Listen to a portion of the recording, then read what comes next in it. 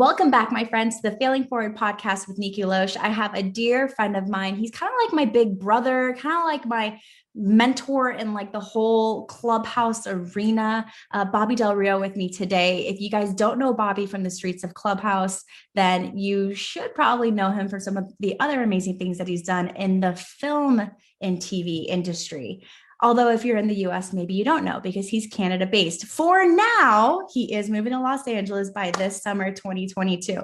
Bobby Del Rio has a 20 plus year career in the film and television industry. Let that settle for a second. 20 plus years in film and TV. This is not just a guy that just showed up yesterday trying to get his gig, but he's been well established in it for a long period of time. He actually, fun fact, secured a distribution deal for the market during the pandemic.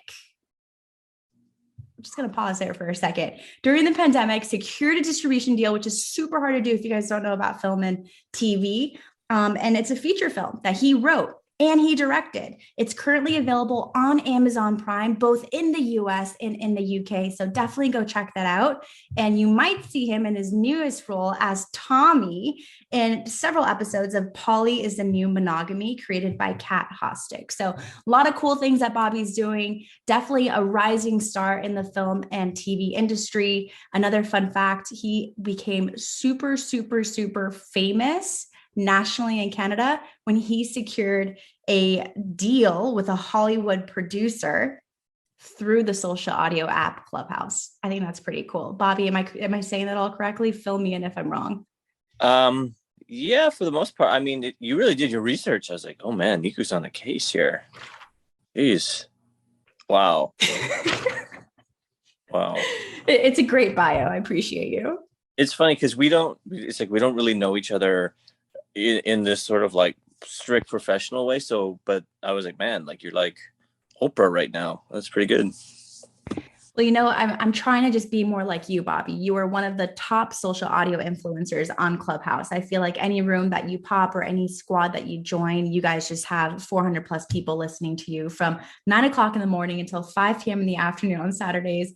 You and Carmelia and Emily and the mama moderator. I mean, you guys are just like amazing. How do you do it? Well, okay. Here's what I think. I think the people who are the most ambitious on the app, we always find each other. And I think that, to be honest, like I've connected to, I don't know, most of the top mods on Clubhouse organically, by accident, not necessarily strategically. There's been a couple people, it's like, oh, I'd like to get to know that person more. But I just think like us, like how did we connect? I don't know. I think we're both just super ambitious. You know, we have the same kind of vibe, the same energy. So it's natural. And I think the people who try and force who their people are, it just comes off the wrong way. That's why you see a lot of people kind of ass kissing and I can't really swear, right? So I'll try to feel like there's a lot of mamas watching You're totally good. I mean, I've definitely dropped a couple of explicit lines sometimes accidentally, so it's all good.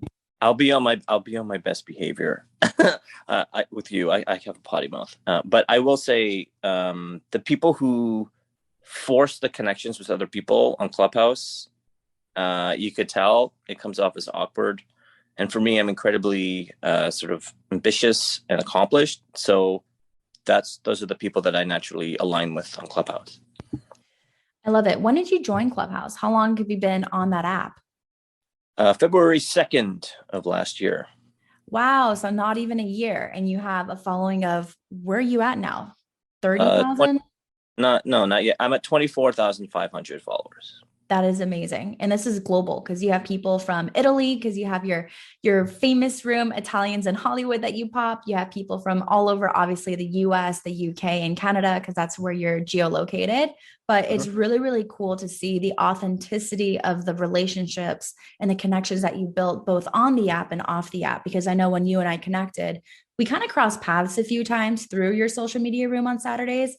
There's a really funny story about a famous opportunity for me to speak on stage in June when I was driving through the hills of Sedona with no service. Right. And that was like our first real meeting. But then we kind of like reconnected through Breakfast with Champions. And that's where we started our relationship. And we took it from there to Instagram, and from Instagram, we've had some phone calls, and it's been really, really cool to get to know you. And I think a lot of people, they see Bobby like the Insta famous, Clubhouse famous guy, but they don't really know your story about how you got to where you are today. They see you being highly successful with a very, very long career in film and industry, but they don't know your day one. And that's really what I want to dive in today, because our audience is really about how do we get to this level of success, whether it's in relationships, it's in our careers, it's in just being a good human being in the freaking world, right? But they don't know the failures that we endure along the way, and the challenges and the trials and the tribulations that we have to overcome and learn from to get to where we are today. And that's what I want to highlight about your story. You ready for that ride? I was as ready as I'll ever be. As ready, it's. I mean, look, it's a lot, to be honest. Like, I've gone through a lot, and but I'm very comfortable with you. So let's share. Let's peel back the layers of the onion. So going back to day one, people see you right now in film and industry. How did you get started in that? How did you know that was your calling? Because I don't even think you went to school for that. Did you? Okay, so I didn't go to school for film. I did go to school for acting, so not like so much of a stretch. But I will say I did not originally go to school for acting. I originally went to school for economics, calculus, accounting. Like, I was going to be a finance guy. You're a math nerd. Just say it. I'm a dork. Yeah. I'm a really big dork. My braggy mark was grade 12 math, where I got 98%. Wow. That's incredible. Now, was this calculus already, or were you doing calculus in 10th grade? Like, where were you at? So this is Canada, and this was also the 90s. So I think it was a lot of don't give away your age, Bobby. Come on now. When I was born, when I was just born. Yeah, so in Canada we have, like, at that time anyway, we had 4 years, 9, 10, 11, 12, and then another year called OAC, which is basically to prep you to go to college and university. So that's pretty cool. I think a fascinating thing that I learned about Canadians, all my neighbors here are all NHL or just retired NHL. So they're all from Canada.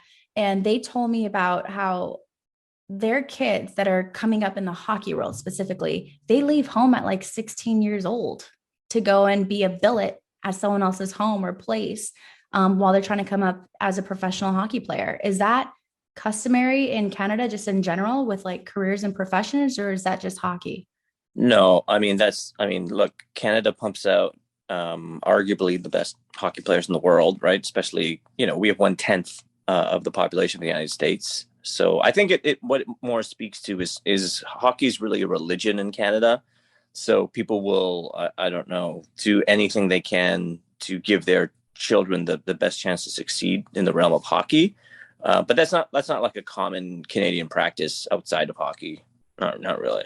Okay. I wasn't sure if that was just like in Canada, we're just going to ship our kids out at 16 years old. They can be really successful as in acting and film and all that. Cause I've really learned a lot about the hockey industry, a lot just from my next door neighbors. And it's been fascinating to see how kids are leaving home at 16 and they're going to go live in the States with another family. And they're going to go through that whole professional hockey career to get into the NHL. And yeah, it's pretty. I feel like your world is really fascinating. Like the sort of like private life of professional athletes, like you're really inculcated into that culture. Yeah, it's pretty cool. When I met my husband, back in the day, he was playing for the Milwaukee Brewers at the time. And it was kind of weird because when we first met, like he had this tattoo like on his forearm of like a baseball with like a flame. And I immediately knew he was an athlete. And I was like, yeah, no, I have a strict no athlete policy. Like we are not going to talk, but he has a great gift of gab and we hit it off, and fast forward, we're married, we have children, like it's all good. But I remember when I first started to meet his friends, I was like, oh, these guys aren't really that, they're not like bad guys. Like I thought like all athletes were like sleazy and like super cocky and just, I had my opinion on them, but I've met all of his friends and they're all like super cool, genuine human beings that just worked their butts off, becoming an expert in their craft, whether it was throwing a baseball or hitting a baseball or playing hockey, or we have a lot of PGA Golf Tour players now that I've met who are like so incredibly disciplined. And it's just cool to see like they're real human beings that just found at an early age what they loved and what they were willing to commit themselves to 150% and becoming the best, not just at their craft, but the best at being the best version of themselves. Because it's not just a physical thing when you're an athlete, it's so much more mental than people give it credit. Like you have to work on your mindset. You have to work on overcoming your self-limiting thoughts and beliefs. You know, when Kyle would get on there in the third inning and he would have 3 balls and 2 strikes and this hitter's like about to swing one off of him with bases loaded, he had to like really get out of his way of thinking, oh my gosh, the worst case scenario might happen right now. And he had to like trick himself to thinking, I am a badass. This next pitch is going to be, you know, down and out to the corner, whatever it is that he says. I really don't understand baseball. I'm not going to lie.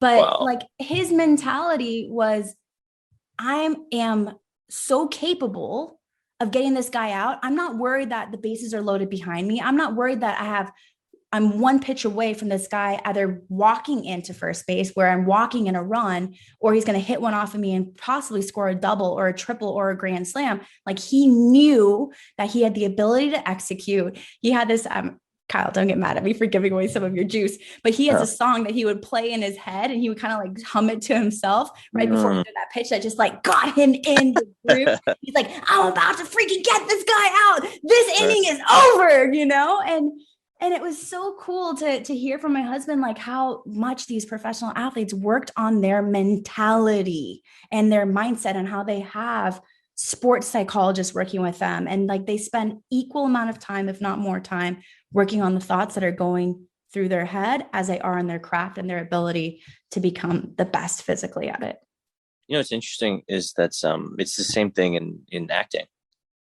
It's the same thing. I tell people this all the time. The most underrated aspect of being a professional performer is the mental aspect. Right. It's almost the exact same thing. Right. A lot of people are like, oh, whatever, you need to look good. And how do you memorize your lines and all the different things? To be honest, all that stuff is easy. Like the difficult part is the grind, is managing the uncertainty, is everything is going to go wrong. And how are you going to step up? It's the athlete mentality. I worked for 2 Olympic athletes for a television production company when I was like 20 or something for a summer. And that left an indelible impression where I really realized the link between sports psychology and success in the film and television industry were exactly the same. I totally believe that. And I think the reason why is you guys go through so much, I don't know if it's the right word, but rejection, right? Oh, yeah. To get to that success, like athletes, it's countless times trying to get onto the starting lineup or trying to get onto a team, or even like talking about my husband, Kyle, he had to fight for his spot every single start. He had to fight for his contract every single, not even like start, but every single pitch, really, because there was always a next guy that's trying to take his spot, that's trying to take his role. And there is finality in that industry, whether it's in athletics or it's in film and TV, because a lot of people do look for like the new hot talent, right? Younger is sometimes thought of as better in those industries. Am I correct? Oh, yeah. Well, I'm in Hollywood now. I mean, if there's ever, if there's an industry obsessed with youth, I mean, it's Hollywood, right? So it's funny. It's, and I don't know your husband. I look forward to meeting him one day. But I feel like that with Clubhouse in a way, is that every room is a pitch for me. It's because it's live. Like you could make an egregious error by saying the wrong thing one time. And as you know, I'm in the biggest rooms on Clubhouse, right? I'm in rooms sometimes with over 1,000 people, right? Like, wow.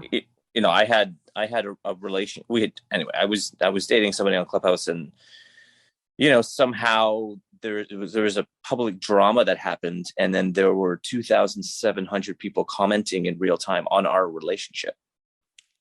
Yes, right? That's scary. Last night, I very sort of like spontaneously ended up running a room about sort of like contemporary American racism, um, from the African American point of view, with many people who were disagreeing. And it was like I was sort of like unwittingly thrown into the fire of, I don't know, maybe the most polarizing debate in the world. And it went well, and we had a lot of respectful people. But it's like, it's that same thing, right? You're kind of like in these situations where the bases are loaded, it's a full count, and every pitch matters. Yeah, 100%.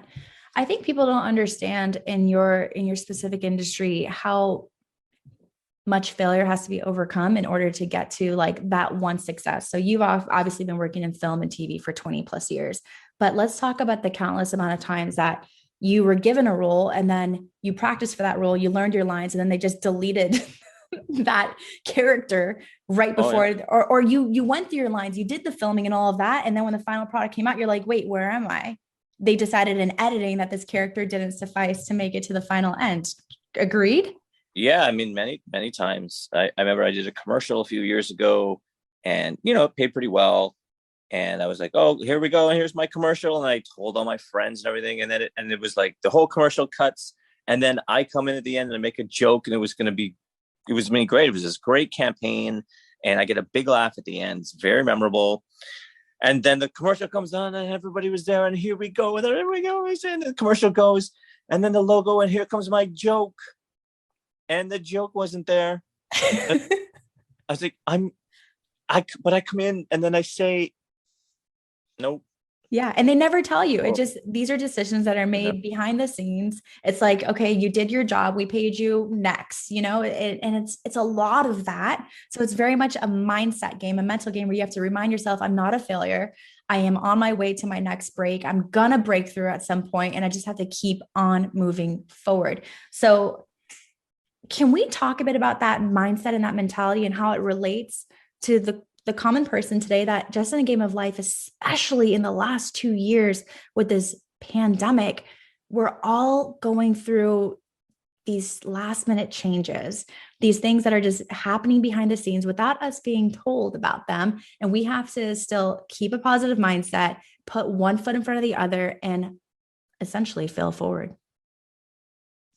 Yeah, it's funny. I think I've managed the pandemic pretty well, to be honest. I mean, I've built this big thing on Clubhouse, and I got myself to Hollywood. I have all these projects, but You secured a distribution deal when everyone was struggling financially. Of course, you did well. yeah, like I've had a good pandemic career wise. But I think the reason is that I'm pretty good at navigating uncertainty, right? I think that's what we're sort of talking about. Because my entire career is the most uncertain thing in the universe.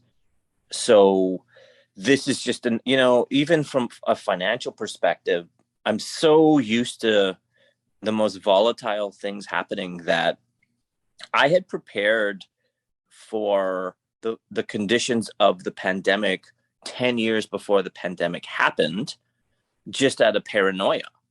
Like, I had saved a good amount of money and paid off all my debt. I'm debt free, just in case something happened where I wouldn't be able to have any income for 2 years. And if that happened, I would be fine.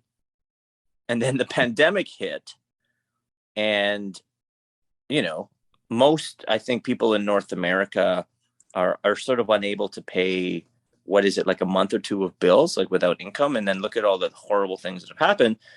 Where for me, like I had what I call a defensive financial strategy, where if the worst case scenario happened, I would be fine. And I have been fine. And that is not to brag, but it's very much a product of living within the most volatile industry in the world. Perhaps being an athlete is the only thing even more volatile. I don't know. But I'm so used to managing uncertainty that it really does permeate every aspect of my life.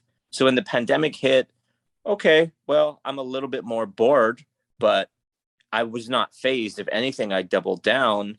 I'm more productive, right? I have more projects. I have more possibilities than ever before. because I'm just always prepared for worst case scenario. I think that's incredible. And I know that there's a lot of people that are listening right now in our audience that they have been impacted, whether it's financially or socially or mentally, by the pandemic in a negative way. And I think it's because we haven't set ourselves up for the worst case scenario. Now, I'm not saying that you need to have a plan B by any means, but in the event that, let's say, something happens, whether it's a global pandemic or you get sick, your health takes a turn, or someone close to you, something happens, you need to invest your time and effort and energy and finances into supporting that situation. Like for me, I can only speak about my father, right? He was battling cancer for many, many years. It went into remission, came back, remission, came back. And at the tail end of it, there was a period of time where the doctor said he's not going to make it. And I had to make a decision to put everything on the back burner, including I was studying at the University of Bocconi in Milan at the time in finance. So we have that math nerd similarity there. But I had to make a decision. I'm going back to the States. I'm going to put that education on hold. And I'm going to just spend these last days, weeks, months, whatever it is that I have with my father, because you never know when the last day is, when that last breath is going to come. But the issue is a lot of us don't plan for the when, right? And I think one of the best financial advices that I was given when I was younger in my early 20s by a mentor of mine was, number one, have a minimum of 6 months, right, of savings put away in the bank. Like take all of your expenses today. If that comes out to $4,000 a month, multiply that by 6, you need 24 grand saved and stockpiled away just in case something happens. You can at least have 6 months where you know you can make ends meet. You don't have to have the stress about your finances, and you can try to get your feet underneath you. Maybe that number needs to be more like 9 months or 12 months or whatever, but minimum 6 months is what was recommended. The second thing is he told me to open up an account that I would not have access to and just put $5,000 in there as an emergency fund. So if anything happened to me medically, and let's just say I needed to have a last minute 911 surgery, I wouldn't have to worry about, can I afford to have the surgery that could potentially save my life? Because I know I have access to this $5,000 emergency fund sitting there. So I think those two things have definitely helped me overcome a lot of times in my life that I've had to pivot, whether it was when I stopped my sales and marketing company and I started to get more into the fitness realm, or going through the pandemic, not being able to teach classes at gyms anymore or live in person. I knew I'd be okay because I had that stockpile. Would you agree that that's a good strategy for people? That's exactly what I do. Love it. Yeah. I love it. So in managing uncertainty, let's talk about how we can manage uncertainty, not just in our careers, but in finding the balance between having a successful career and managing successful relationships. Oh God. Well, this is where the podcast ended. So thank you. It's been a good time. This is where the juicy stuff comes in, you guys. So go ahead and push the pause button, go grab your cup of coffee or your glass of wine, sit down and grab your notebooks, because this is really the meat. This is the heart of the convo. Right. Now you can press record now, right? Because I guess the podcast just started. You got it. Okay. Well, I'll be very honest. I'm not going to say people's names, but I'm going to be very open and honest as I always am. I struggle with this. I struggle with this deeply. I will say that I can very clearly identify sort of like the greatest accomplishments of my career over time, and I pair them with the worst personal failures of my life all the time. And I don't know why that is. Like, I don't know if that's me reframing the narrative or something, but it's so pronounced that now it's almost a joke to me, because it's like inextricably bound to one another, right? It's sort of like professional success, personal failure, professional success, personal failure, constantly. So even this sort of rise to social media fame or whatever, this sort of a Clubhouse thing, obviously from a professional standpoint, it's been incredible, right? There's a billion amazing things that have come out of it, right? At the same time, it's been one of the most difficult personal years of my entire life, right? I had many, many sort of disastrous things happen, to the point where it's like something amazing would happen to me on Clubhouse, or I'd get some great interview or some, like I got my agent in Hollywood and all these things, right? And people would be interviewing me or something, and I was supposed to be elated, and yet my heart is sort of secretly broken in the background, just constantly, to the point where I literally associate one with the other. So I'm hoping that does change over time. And I do wonder, am I doing that? Like, is this like a subconscious thing where I'm torpedoing something? I really don't know, but it's definitely like, it's difficult. It's very difficult to find that balance for me. So I'm going to go ahead and chime in here and let you know that it's not just something that you're doing. This is something that I have seen across the board with the number of people that I've worked with, not only in my health coaching business, but as a former executive. Like, I ran a highly successful direct sales and marketing company. I had 47 offices all over the country. We had over 400 reps that were running our programs. And I work with the other high level executives that were managing huge organizations. And my mentor, he had branches all over the world. And I saw that same correlation of high success in business equated to low success in relationships, because their time, right, was being invested into business strategy or goal setting or goal achievement, constantly traveling on the road, and something got left behind. And oftentimes it was those relationships that didn't get that quality time. They didn't get that attention. So now when I'm working with executives on holistic health, they come to me, they're like, hey, I need help with fitness and nutrition and looking and feeling my best. And I'm like, okay, great. Let's take a look at the entire picture. Let's look at your social life. And if you were to rate that on a scale of 1 to 10, what would you give it? And the majority of them would give it anywhere from a 2 to a 4, was like the maximum. And this is people that would equate their business life to like an 8 plus, right? 8, 9, 10. I mean, no one really ever said 10 because there was always room for improvement. But these were highly successful 7, 8, and 9-figure earners that were telling me that they were struggling in their social life. They were majorly struggling with their health, wellness, and fitness. That's where they brought me in as a coach and mentor. But they were highly successful in business. And it all just comes to finding a way to win in all those departments and not just getting completely focused on just one thing. That's not to say that you shouldn't continue to be successful and you shouldn't operate your business at an 8 out of 10 or a 9 out of 10, but there's a way to lace in the social life, and there's a way to lace in health and fitness that will still fit into your current lifestyle, achieving great success in business, but will just help you elevate across the board as a human being. So the only thing I will add to this is in terms of social versus business life, same. That's my story as well. I will say health and fitness, I'm also at a really, really high level. It's a very important priority to me. I'm in great shape, very healthy, all those things. And when it comes to a personal relationship, like a romantic relationship, I'm always aware of making time. Like it's not something that I take lightly, but it's also like, since I got divorced, oh my god, here we go, like 6 years ago, I don't know, there's definitely like a negative pattern that has emerged that was not present before, right?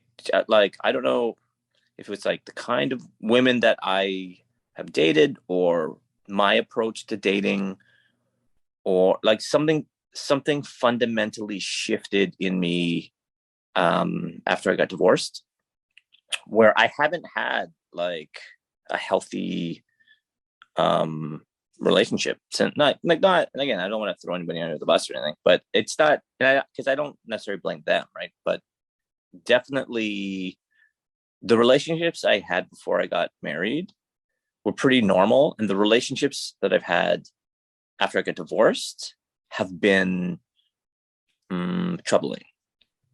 Would you say that there's an underlying sense of fear from your standpoint that maybe this relationship is going to fail as well? 100%. 100%.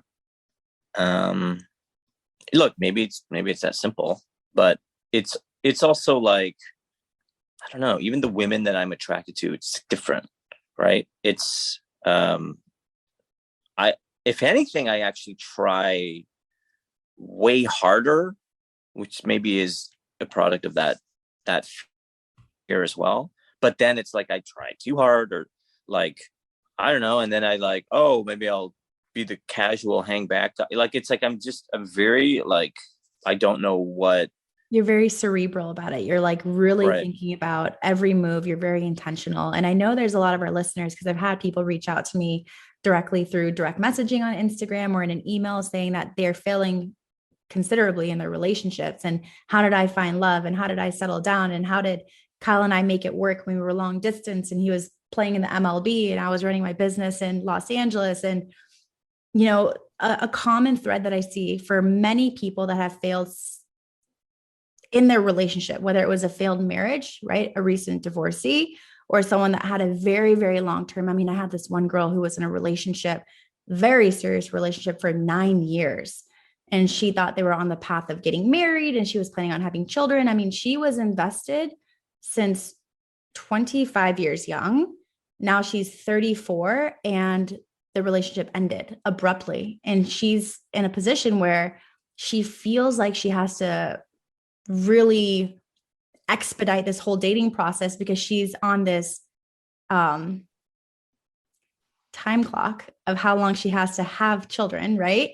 And it's been very stressful for her. It's caused her to really live in a constant state of stress. It's affecting her sleep. It's affected her health, and it's been affecting her dating life and her relationships because she'll enter this relationship, try to fast forward everything. Hey, I'm 34, turning 35. Like, I'm looking for a serious relationship. I want to get married. I want to have children. I don't want the children to come before the marriage. Like, these are my things. And she scares these guys away.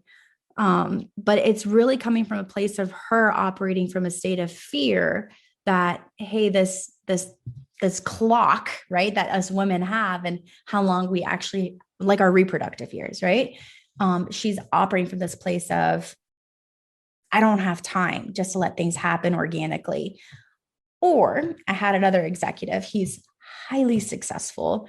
This man is in his 60s. He was married previously and got divorced in his 40s, and he's been dating now for almost 20 years. He's like, hey, I'm highly successful. Like, finances aren't an issue. I date all different types of women, whether it's models to businesswomen to not businesswomen to whatever. And I just cannot get this relationship to work because at the end of the day, I feel like there's no genuine connection there. And it's because he feels that the only way that he can attract these women is through experiences and material things, right? I don't know, it's just like this mindset that happens when we have a really tough failed relationship, that there's an emotion underlying left over from that relationship and we take that into our next experiences. So when I think about fear, one major thing comes to mind. And if you're listening right now, grab a notebook, grab a pen, write down the word fear vertically, FEAR. And then next to that, write down false evidence appearing real. When we operate from a state of fear, whether it's in business, it's in relationships, and it's in failing forward in our health, like we start things off with this underlying sense of fear, right? If we were to put ourselves in this circle, this comfort zone, it maintains the barrier and the boundary of that circle where we continue to live within our comfort zone. We don't allow ourselves to break through a permeable layer to outgrowing that comfort zone and failing forward in whether it's the relationship or the business venture or your health or whatever it is, because you already have a fear that I've tried it before. It didn't work out. I've been hurt. I've been disappointed. I've been abandoned. I've tried to lose the weight. I couldn't lose the weight. I've tried to whatever it is, make fitness a part of my life. And I hated it. I was bored of it. I quit on it. Therefore, I cannot be successful in it. I have a fear of failing again. That was awesome. That was like, wow. It was so cool to see you like in the zone like that. It was so like, yeah, this bang on. Yeah. So when we're talking about relationships, I know a lot of people, and I was one of those people in my 20s. I was that person when I met Kyle. I remember meeting him and I was immediately afraid that this is a professional athlete. He's going to break my heart. Therefore, I cannot be with him. I cannot talk to him. I cannot date him. It will not work. And I'm lucky that he was persistent enough and consistent enough to not give up on me simply based on my fear, that he was able to give me that peace of mind that he wasn't going to be that person. Because if he just accepted that this girl is way too much, like I cannot convince her that she is safe with me and that I'm not just going to, squash her heart and hurt her feelings and move on, then guess what? I would be in a position where I'd be trying to give my all and having failed relationships. So I think it's two things when we look at relationships specifically. Number one, it's allowing yourself to be vulnerable and let that other person know that you are afraid and letting them know why you're afraid. Allowing them to see you for who you are today, but also who you were and what you've gone through in the past, and relationships that have hurt you and left you with this sense of fear. Secondly, I think it takes the right person to understand who you are, but not hold that against you when times get tough, right? Not use that when you guys have a fight or an argument. Oh, you see, you're too weak. Like you're always just going to think about leaving. No, they can't use that against you. There's a fear there. They need to accept it and they need to work through it with you. I think that's something that I see happening a lot right now in today's dating world. I mean, social media has been amazing for so many things, but all these dating apps, I mean, it's made dating so hard because there's so many options available. And it's not like the olden days when our parents or our grandparents were dating, where it was like, this is the one person, and you didn't just have, this app that you can just swipe right, swipe left, swipe right, and you have 30 other options. You can put 10 other dates on the calendar for the next 7 days. They didn't have that back in the day. So there was more of a commitment towards working through things together.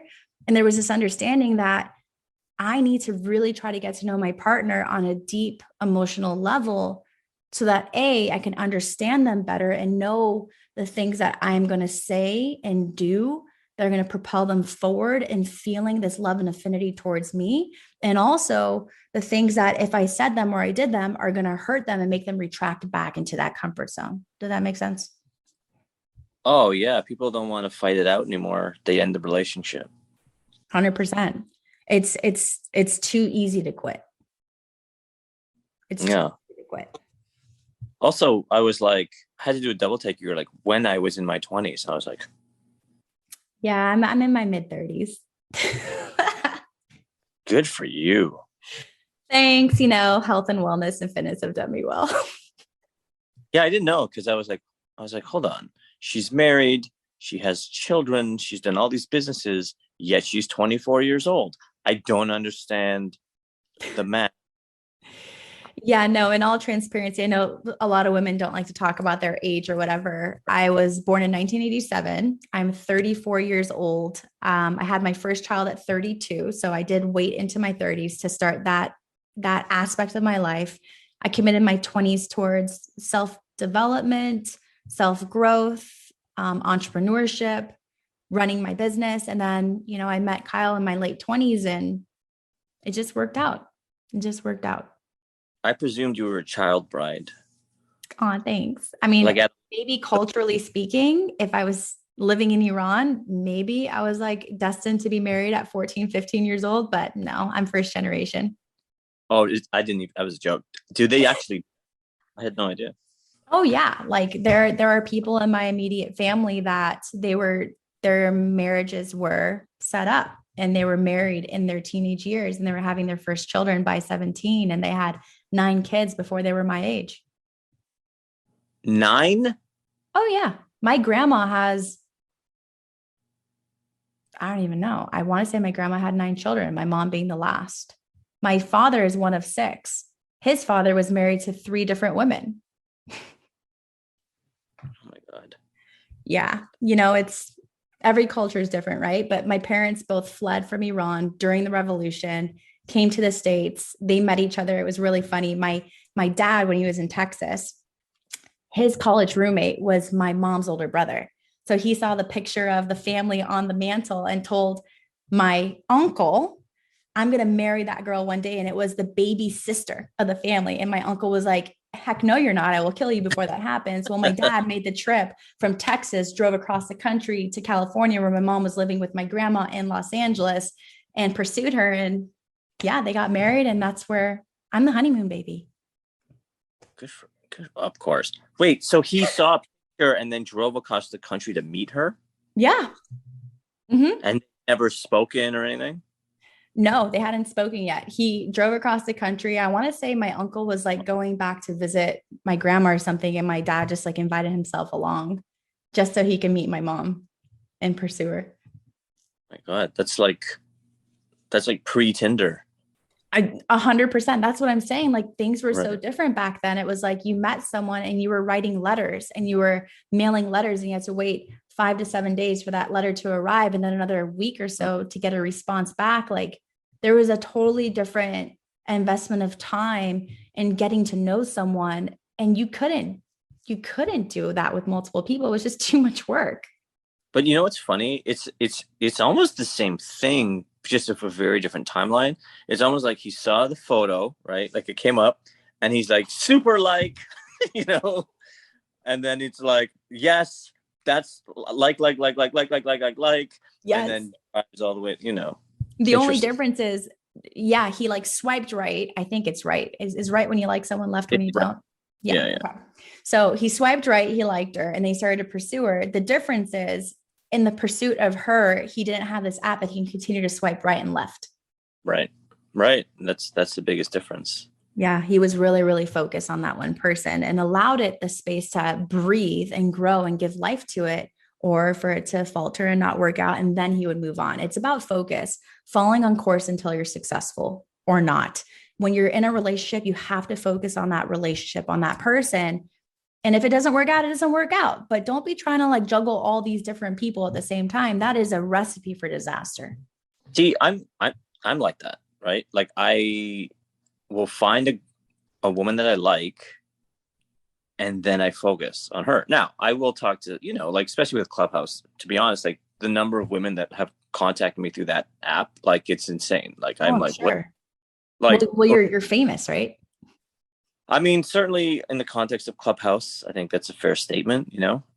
But I'm not like, I'm a one woman person. Like I was married, you know, so I do, you know, I know a lot of people and I meet people, but when I find someone I really like I'm focusing on making that work. But it's very frustrating because it's like, I feel like I'm unable to make it work and it just never works out. So that's frustrating, but I don't know. I keep moving forward. I'm failing forward. Yeah. I think it's the universe trying to create space for the right person. And rather than getting frustrated by this didn't work out, allow yourself to look back on that relationship and reflect on all the things that you learned from relationships, but more importantly, all the things that you learned about yourself, the things that you love about yourself that you want to continue to hold forward in future relationships. And maybe the things that you didn't like so much about yourself, where you're like, I didn't like the fact that I was trying so hard just to please her. And I didn't like the fact that I was putting everything else in the back burner to make her my number one priority. Maybe I'm not going to do that again in the next relationship. Like really analyze, what did I love? Take that forward. What did I not like so much? Leave that behind and allow it an opportunity for you to learn and grow. Yeah. Look, I think that's good advice. That's very timely too, right? And I'm like, okay, I'm going to do that. I love it. Well, I'm excited to see you continue to fail forward in your relationships and hopefully Mrs. Right. And I put Mrs. in there because I know you have that desire to marry again. Hopefully she's hearing this episode and saying, this is the guy, like I got to reach out to him. Or you just know that you're getting closer and closer to her. Remember, just like in acting, just like in film, just like in sales, just like in marketing, just like in life, every single no is preparing you for that yes. Every single no is getting you closer to that yes. So don't give up. Just keep taking that next step. So here's the lesson, ladies. If you're listening or watching this podcast, whatever you're doing, and And just like in Nikou's family, you see my photo and you feel the need to drive to Canada to meet me, do it. Yes. Or you can find him on Clubhouse at Bobby Del Rio. You can find him on Instagram, #BobMan. There's many places that you can find him. He is Insta famous. So if you have a hard time getting a hold of him, just send me a DM on Nikou Losh or send me an email at support@nikoulosh.com. I will help connect you too. I'll be the matchmaker. No problem. Oh, that's cute. I try. So, okay, we were talking about uncertainty, managing and navigating uncertainty in business during pandemic, also in our careers. We talked a lot about your start in film. I really want to know how you found your calling, because there's a lot of people that are listening that they're failing forward in life in general, and they're still at a place, whether it's in their 20s, 30s, 40s, 50s, or 60s, where they haven't found that thing that gives them purpose, drive, and desire to wake up in the morning and get going for the day. How did you find your calling so quickly? So this story I know very precisely, right? So I was at the University of Toronto doing commerce prerequisites. I was doing economics, accounting, calculus, all these things. And I was very unhappy, right? I actually was so unhappy I stopped attending my classes. So I would skip months of school at a time. What was so interesting is at the same time I had been cast, and I remember precisely it was a sketch comedy show, and I was a first year student, and I became the star of the show, right? And what was so funny is that I would skip all of my classes and then show up 10 minutes early for rehearsal at night. And I went, wait, so it's not that I'm incapable of honoring commitments. It's I'm unwilling. But for this show, actually, it's funny because it was called The Bob Goes to Hollywood. It was called The Bob, which was just every year was the Bob, based on this guy named Bob from 75 years before. And it's so funny. Like, actually, I think the back, universe was speaking to you back then when you were in right? school. The Bob, which is you, Bobby Del Yeah. Rio, goes to Hollywood. I mean, signs Wow. are all around us if we just pay attention. You were manifested. Isn't that great? It's funny. I've never said that before out loud. I was like, oh, right. That show was called The Bob Goes to Hollywood. And that was the show that made me realize, oh, this is what I want to do. It's this. And because I'd been the star of drama club, I'd been plays since I was 6 years old. I always loved it so much. I had such passion for it. And then I remember I was having the difficult conversation with my parents where I was going to let them know, look, I'm not going to do economics and finance anymore. Like I want to be an actor. And I remember I told my mother, and I braced myself. I was like, I need to go to this theater program. And she's like, oh, I thought that's what you were going to do originally. Thanks for telling me. It's funny how our parents from a very young age, they already know what our passion or our calling is because they watch us, right? They're observing us. They're seeing what we are the most into. Like, I know my son, he's great at so many things. He's very, very smart, but he has like this affinity towards music. If music plays, he's singing, he's dancing, he's hopping on the piano, trying to find the tunes. He's 2 years old. So I know, like, down the road, maybe if he gets lost a little bit in life at 20 or 30, I know he's always going to come back to music in some way, shape, or form. So it wouldn't surprise me if, let's just say, he was trying to become a professional athlete like his dad, and maybe that doesn't work out. Maybe he gets into pro ball, maybe he doesn't, maybe he moves up the minor leagues, maybe he doesn't, maybe he plays in the major leagues, gets injured, and then his career's over at 24 years young. I know something's going to pull him back into music because I see the way he lights up from deep within his soul when he is in a musical environment now. So it doesn't surprise me that your mom knew that already.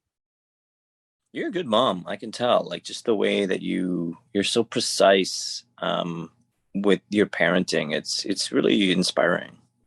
I appreciate that. It is a constant work in process and a lot of failing forward. And I'm working right now on not yelling when he drives me crazy, because I know that's not good parenting, but 2-year-old tantrums, they're a real thing. And my mamas that are listening, if you guys want to send me an email and let me know how not to yell, because like, I know you're supposed to have like a stern voice, like, Kai, no, don't touch that. But I don't know how to have a stern voice without elevating my volume. So if you guys want to help me out with that, send me an email, support@nikoulosh.com, or follow me on Instagram @NikouLosh and send me a DM there. My mailbox is open and I would love some guidance and direction on not yelling. You're such a nice vibe too, right? Like even like the way you do this podcast, it's like, I don't know, you're so effortlessly conversational with me and guiding this interview in this great way, but also like so open to like your audience. It's really cool to just see you like in your element right now. Thank you. I mean, this was a passion project of mine that started during the pandemic, right? People were reaching out to me and they were really, really struggling with their mindset. I had a lot of people that were clients of mine, and, we shut the doors down when the pandemic happened for a period of time because we needed to socially distance. We didn't know what was going on. The gyms that I was teaching at all closed their doors, and people were reaching out to me and really, really suffering. Their mental health was at an all-time low. They were using fitness and movement to help them feel more confident within themselves. It wasn't just like let me get super strong and buff and cut and toned and look really, really good in a bikini. It was, hey, I move my body because it helps me have energy. It helps me to be more productive in my business, and it helps me feel good. Like it's good for my mental health. They were struggling and they would reach out to me and say, I don't know how you can do it, but I need you to find a way to help us continue to move. Even if it's with us locked inside of our houses, maybe you can come and like do a class from outside on the street. Like I will pay you whatever dollars you need and I will watch through the window and I will do it with you. Or maybe we can do like something on FaceTime. I was doing IG lives and then we took that to Zoom. And now we have this whole tribe called the Elevated Tribe where it's on demand and live classes. That all stemmed from a need for people to want to move together and have a community where they can still connect with others, no matter where they're at, no matter what's going on, no matter the state of the economy, no matter the state of the world, no matter if we're in a pandemic or not. So I appreciate you for seeing that and acknowledging that, because this is a passion project that came out when a woman reached out to me and said, you did so much for me when I lost my father and you'll never even know it. And I told her, what do you mean? She said, everyone else was reaching out, sending me their condolences, but no one was able to speak to my heart and say, I see where you're at. I know what you're going through. Here's what I did to get through losing my dad. And when she told me that, I said, okay, there are experiences that I've had in my life where I failed forward. There are people that I know that I am highly inspired by, and I put them up on a pedestal that I know have failed forward. And I need to get these stories out there because there are people right now that are suffering in silence and they need to know that they're not alone. They need hope. They need to hear a voice that will talk them off the ledge when times are really, really tough.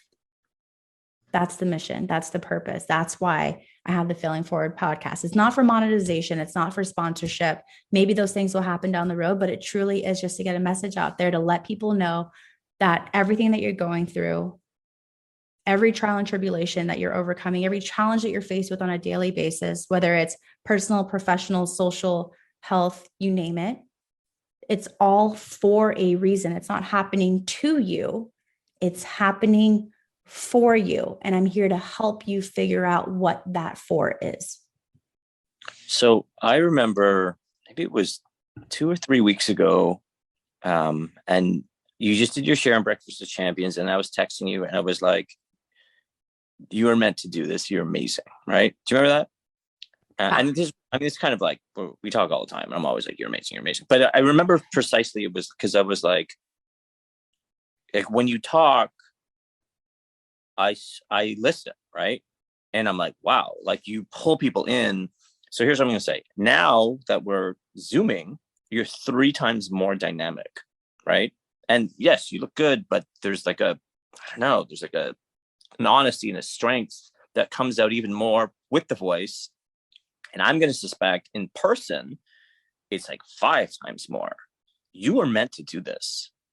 I just wanted to take a moment to say that, like, it's not often that I meet people who are so clearly destined to do what they're doing that I will do anything I can to amplify you. You're amazing at this. You're helping so many people. I believe in you, and let me know what I can do. Because I just think amplify, amplify, amplify. I can just see how like tapped in and genuine helpful you are. It's pretty cool. Thank you. I appreciate that. I receive that. And without me getting emotional, one of my long-term goals ever since I was in my early 20s, I know a lot of people don't know my story, but I have overcome a couple rounds of major depression, most recently severe postpartum depression. But I did in my teenage years try to take my own life. Trigger warning. And I remember there was a therapist I was working with when I was 19. This was a few years after that account. And that therapist told me, she said, I want you to write a letter to your 15-year-old self. And I want you to let her know what life looks like at 19. And then I had another therapist in my 20s that said, I want you to write a letter to that 15-year-old girl. And I want you to let her know what life looks like at 25. And I recently did this in my 30s. I wrote a letter to that 15-year-old girl and I said, hey, I know that times are tough right now. I know that daddy is dying in front of you. I know that mommy doesn't understand your relationship with your dad. I know that you're losing your brother because your family got split. I know that you are scared out of your mind because you're living alone. I know that people are taking advantage of you and people in school don't understand what it's like to be emancipated and have to support yourself. I know what it's like to be sexually abused and put in a situation that you didn't plan for. But I want you to know that when you're in your 30s, you're going to be highly successful and highly impactful. And there are going to be so many teenage girls that need to hear your story, that you're going to help save their life on such a big way, because it's not what happened to you, it's all what happened for you. And the God that I believe in would never put me through anything that he knew that I couldn't overcome. He challenges his children that he knows are the strongest with the biggest feats. And life's going to look pretty damn good. You're going to be married to an amazing husband. You're going to have an incredible lifestyle. You're going to be gifted the opportunity to leave a high stress job to pursue your passion project. And you're going to be pretty kick-ass. But I know you're suffering right now, but know that it's all happening for a reason. And this is just a season. And you're going to get through it. And you're going to be better because of it. Love, sincerely, your 34-year-old self. You're just a star. I want to produce your show. Like, I think how do I go from crying 1 second to laughing the next second? I know. I'm crying now. Like, I'm just like, fuck, I swear again, you're the real deal, dude. You are the real deal. Like, I'm all in for Nikou. Like, I don't know. We talked about this before, but let's do it. I don't know what that means. I've been interviewed 400 times in my career. Okay. 50 times last year from Clubhouse. I think you're the most dynamic person who's ever interviewed me in my entire career. Wow. That means a lot.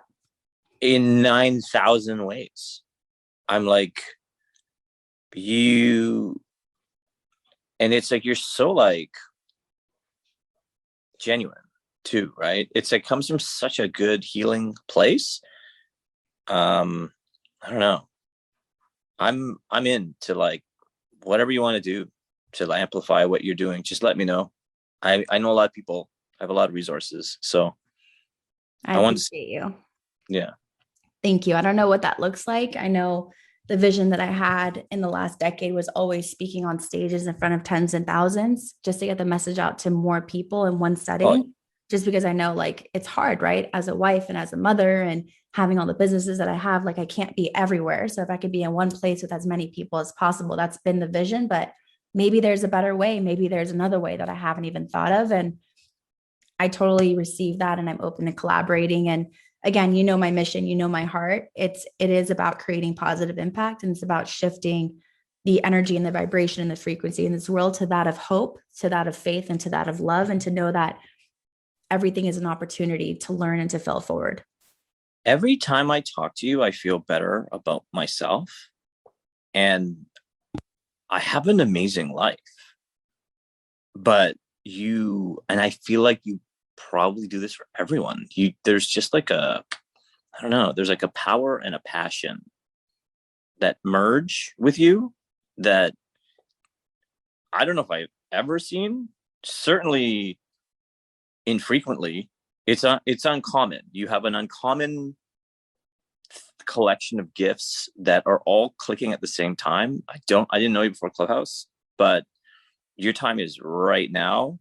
I'm just saying I'm all in, and I have over 20 years in the business. I know a lot, and I believe in you, and I'm going to help you, and we're going to work together. And if you're listening to this podcast and you're one of Nikou's very beautiful female audience members, and you feel the need to drive to Canada, do it. It's worth it. I'll pay for your Uber. I love it. Hashtag Bobman. You guys, do me a favor. Go and give our amazing guest a follow on Instagram, on Clubhouse. Please support him in his new venture as Tommy and Polly is a New Monogamy, which is going to be airing. Where do we see that? Where is it coming out, Bobby? So we don't know yet. So my friend Kat Hostick, she wrote the role for me. I play her best friend. I know that she's been approached by some broadcasters and distributors, so she's in conversation. It's a short form sex comedy, but I just think it's going to be a massive hit because the cast is amazing, the writing's amazing, Kat's amazing, she directed. I'm very, very excited. I think the easiest thing to do is just to go to my socials. There's a marketing campaign that's starting now, so there's images from me and clips and stuff, so I'm starting to upload as they come out. But yeah, we don't have a firm release date or venue, but I do know it's going to be a massive success. Not because of me. I'm told that my work is excellent in the show, but I just think everyone's work is excellent, and I can't wait for people to see it. I'm excited to see it. It already sounds really, really funny and hysterical. And I got to see you behind the scenes. Another place that you guys can actually support Bobby is go to Amazon Prime and check out his film, The Market, that he wrote and directed. It's available in the US and the UK. And then just do me a favor, you guys, check out the links that we're going to drop them below in the show notes. Give him a follow on social. This is a guy that he is genuinely one of the most amazing human beings that I know. He has a true passion for helping people find their calling, and also allowing people to be heard and amplifying their voice. So, Bobby, I appreciate you. Thank you so much for joining us on the Failing Forward podcast. Thank you for being vulnerable and sharing your struggles and the trials and tribulations between that balance of personal and professional. Thank you for elevating us and giving us some of the tips on how you've become so successful. We truly appreciate you. So much love, so much respect for you. And I cannot wait for all of us to meet in real life. Oh, thanks for having me. And I just think this is the first of, I don't know, many, I don't know what it is, interviews, collaborations with us. I really do see you as a star in the most responsible way, right? There's people who chase it. I don't think you chase it. I think you are it. And because you've never asked me for anything, but I'm like, no, you're a star. Let's go. It's so obvious to me. And I worked with Drake a year before he got world famous. It was obvious. I'm very, very good. That's probably my best skill in business in the film and television industry is I'm able to identify the next generation of stars. And you have it if you want it. I'll tell you that right now. Thank you. I appreciate you. I accept that. All right, my friends. So there's a lot of work to be done. There's a lot of learning to be done. And we are going to go ahead and land our plane right here. If you love this episode, you love my brother, Bobby, again, don't forget to give him a follow, support his endeavors, because he is an incredible human being that will not only support you and take you 10x where you're at right now, but it's just about connection. This community is about bringing people together to let you know that there's hope for a better day. But if you love the episode, please do me a favor. subscribe to the podcast below. Go ahead and leave us a review, letting us know how this episode impacted you, and share it with a friend, because it's through your share and your subscription and your review that we can get this message out to the masses. Thank you for being a part of the Failing Forward community. Bobby, thank you for being with us today. Until next time, my friends.